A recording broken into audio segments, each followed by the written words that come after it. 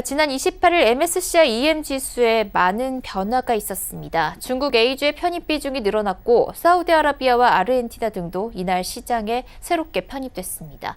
이로 인해 MSCI EM 지수 내 한국 비중이 줄어들 수밖에 없는 상황인데요. 외국인들의 자금 이탈이 계속될 수 있다는 우려가 나옵니다. 이소영 기자입니다.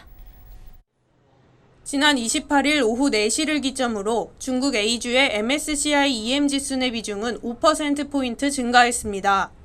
5%였던 비중이 10%로 늘어난 것입니다.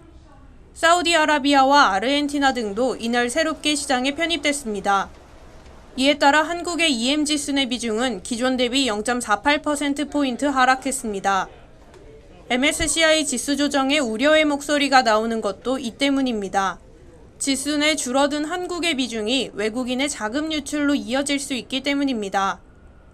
신한금융투자는 지난 28일 종가를 기준으로 MSCI 조정이 국내 시장에서 총 3조 원 규모의 외국인 매도 효과를 발생시킬 것으로 분석하기도 했습니다.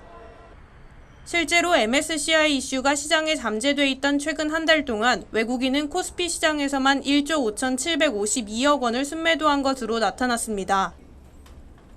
순매도 흐름은 어제와 오늘도 이어졌습니다. MSCI 지수 조정 당일인 28일 하루에만 외국인은 코스피 시장에서 7,598억 원을 순매도했고 오늘 역시 외국인은 코스피 시장에서 3,603억 원, 코스닥 시장에서 1,295억 원을 각각 순매도했습니다. 그 결과 오늘 코스피는 전 거래일 대비 1.25% 하락한 2,023.32, 코스닥은 1.61% 하락한 691.47의 장을 마쳤습니다. 어제 이제 지수 변경되면서 패시브 자금은 출회가 됐고 액티브들도 전후로 해서 매도를 하거든요. 그래서 이런 부분도 분명히 간접적으로 영향을 주고 있다. 다만 외국인 자금 이탈을 MSCI 영향으로만 보기는 어렵다는 분석도 나왔습니다. 국내 시장 자체가 좋지 못하다는 겁니다. 한국 시장에 대해서 굉장히 조금 안 좋은 전망들이 계속해서 나오고 있어요. 왜냐하면 지금 소비 심리도 안 좋고 또 오늘 발표된 지표도 부진하고 그렇기 때문에 조금 외국인이 선물하고 현물 동시에 매도하는 그런 모습이 아닌가. 국외 요인을 지적하는 분석도 있었습니다.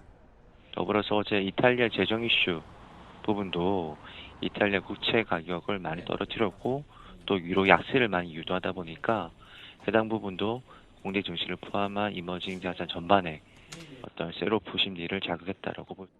단기적으로는 오는 6월 말 G20 정상회담까지, 길게는 MSCI가 또다시 지수를 평가 및 조정하는 오는 8월과 11월까지 외국인의 자금 이탈은 국내외적 요인으로 인해 한동안 이어질 것으로 보입니다.